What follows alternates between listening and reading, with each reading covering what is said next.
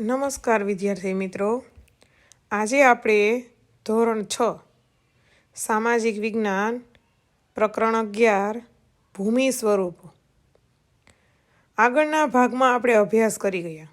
પર્વતો, તેમના પ્રકારો, મહત્વ, ઉચ્ચ પ્રદેશો.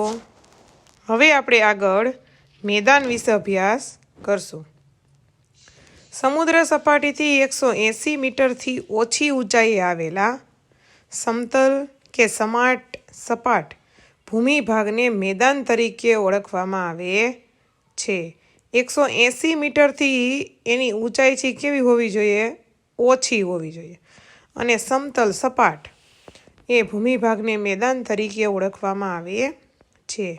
દુનિયાના મોટાભાગના મેદાન નદીઓ દ્વારા ઠલવાયેલ માટીમાંથી નિર્માણ પામ્યા છે. કે મોટાભાગના જે મેદાનો છે, બરોબર, એ નદીઓ દ્વારા ઠલવાયેલ, એટલે કે નદીઓ દ્વારા જે કાપ એ માટીમાંથી નિર્માણ પામ્યા છે. નદી સિવાય કેટલાક મેદાનોનું નિર્માણ પવન, જ્વાળામુખી અને હિમ નદીઓ દ્વારા પણ થાય છે. તો એવી રીતે શાના આધારે, નિર્માણને આધારે મેદાનોનું એ વર્ગીકરણ કરવામાં આવે છે. 3 રીતે આવે છે. એક કિનારાના મેદાનો, કે નદીની આજુબાજુ જે કિનારા હોય એ મેદાનો, ઘસારણના મેદાન, નિક્ષેપણના મેદાન. તો એમાં સૌ પ્રથમ આપણે કિનારાના મેદાન વિશે અભ્યાસ કરશું. આ મેદાનનું નિર્માણ મુખ્યત્વે સમુદ્ર કિનારા, એટલે કે પૃથ્વીની ભૂગર્ભિક હિલચાલ, એટલે કે પૃથ્વીની સપાટી છે એ એના પેટાળને લીધે શું થાય છે? હલનચલન કરે છે.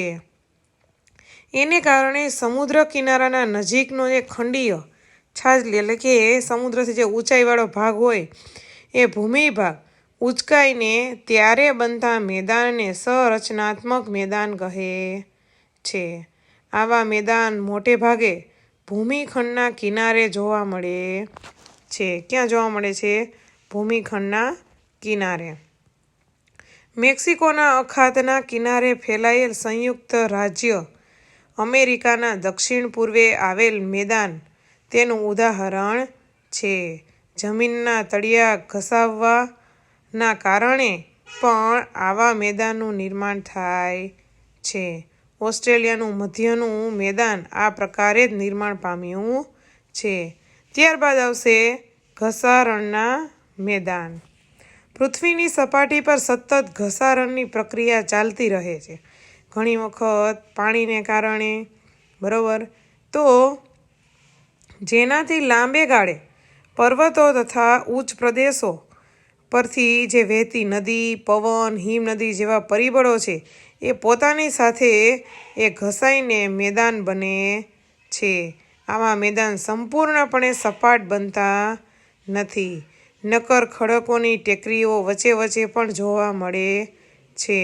ઉત્તર કેનેડા અને પશ્ચિમ સાઇબિરિયાના મેદાન એ ઘસારણથી નિર્માણ પામ્યા છે. ક્યાંના? ઉત્તર કેનેડા અને પશ્ચિમ સાઇબિરિયાના.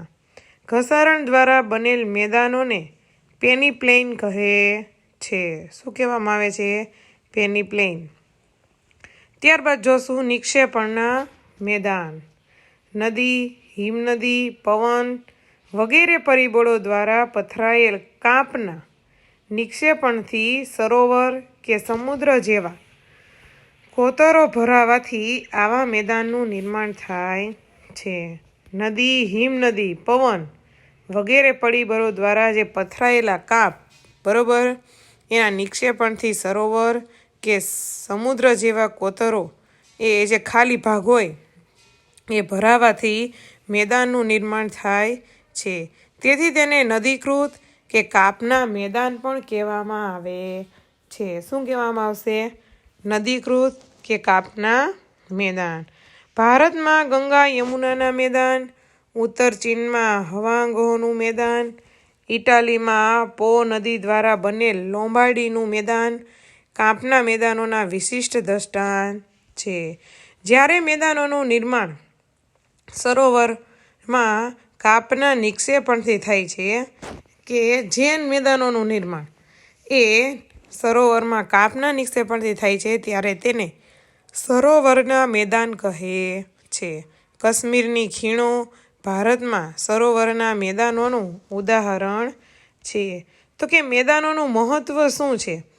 તો કે માનવ વસાહતો અને વ્યાપાર વાણિજ્યના સ્થાનો ફળદ્રુપ મેદાનમાં સ્થપાય છે.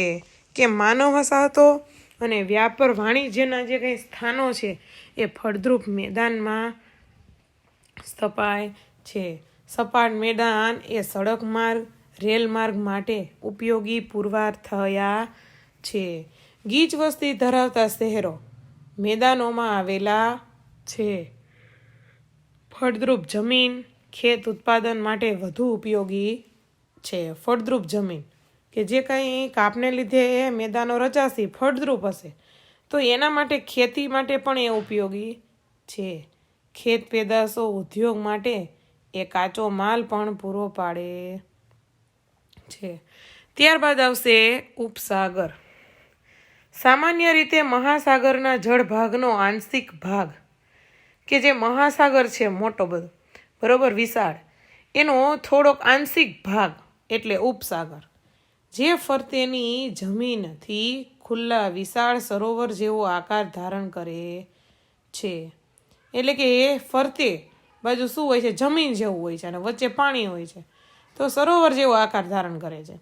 ઉપસાગરો વિશાળ અને નાના કદના હોઈ શકે છે. ભારતમાં બંગાળનો ઉપસાગર એનું શ્રેષ્ઠ ઉદાહરણ છે. અખાત. જ્યારે કોઈ જળ વિસ્તાર 3 બાજુથી ભૂમિથી ઘેરાયેલો હોય તેને અખાત કહેવામાં આવે છે. કે જળ વિસ્તાર 3 બાજુથી અને વચ્ચે શું હોય? જમીન બરોબર છે. 3 બાજુથી પાણીથી ઘેરાયેલો હોય તેને અખાત કહેવાય છે. ઉદાહરણ તરીકે ખંભાતનો અખાત અને કચ્છનો અખાત. પછી આવશે ભૂસીર.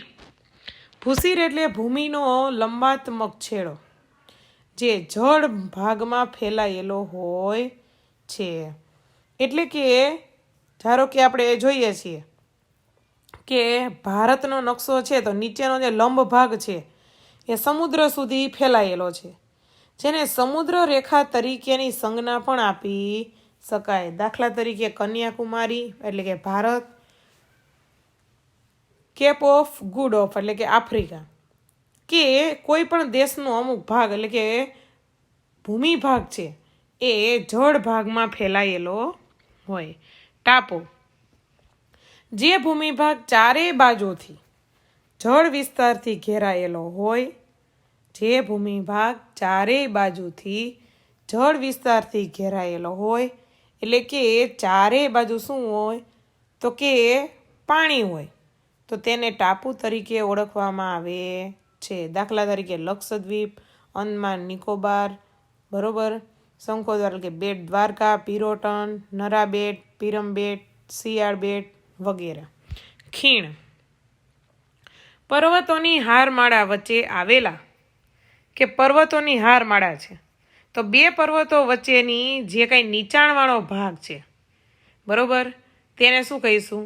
ખીણ અથવા તો ગેડ પર્વતો અને ખંડ પર્વતોના નિર્માણ વખતે તથા નદી હિમ નદીના ઘસારણથી જે પરિણામે કેની રચના થાય છે? ખીણોની રચના થાય છે. જેમ કે કાશ્મીર ખીણ. સામુદ્ર ધુની. 2 જળ વિસ્તારોને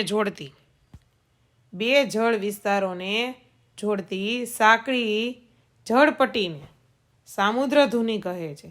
ભારત અને શ્રીલંકા વચ્ચે આવેલી પાલ્કની સામુદ્ર ધુની બરોબર છે. પછી આવશે સંયોગી ભૂમિ. 2 જળ વિસ્તારોને અલગ કરતી સાંકડી ભૂમિપટ્ટીને સંયોગી કે 2 જળ વિસ્તારોને અને એ સાંકડી ભૂમિપટ્ટીને સંયોગી ભૂમિ કહે છે. દાખલા તરીકે પનામા એટલે કે ઉત્તર અને દક્ષિણ અમેરિકા ખંડ વચ્ચે. દ્વીપકલ્પ.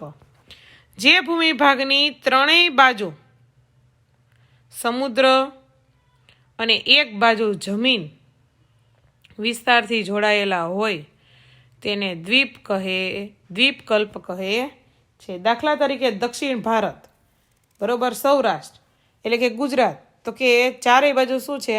પાણી, અને ઉપરના ભાગમાં શું છે? ભૂમિ ભાગ છે. એવી રીતે ભારત છે, દક્ષિણ ભારત, બરોબર, તો એમાં પણ દક્ષિણ ભારતનો છેડો છે તો ત્રણેય બાજુ શું છે? પાણી, ઉપરના ભાગમાં જમીન. તો અહીંયા આપણું આ પ્રકરણ છે એ પૂર્ણ થશે. દરેકે સ્વાધ્યાય પોથી છે એ પૂર્ણ કરવાની રહેશે, પ્રકરણ 11ની, બરોબર.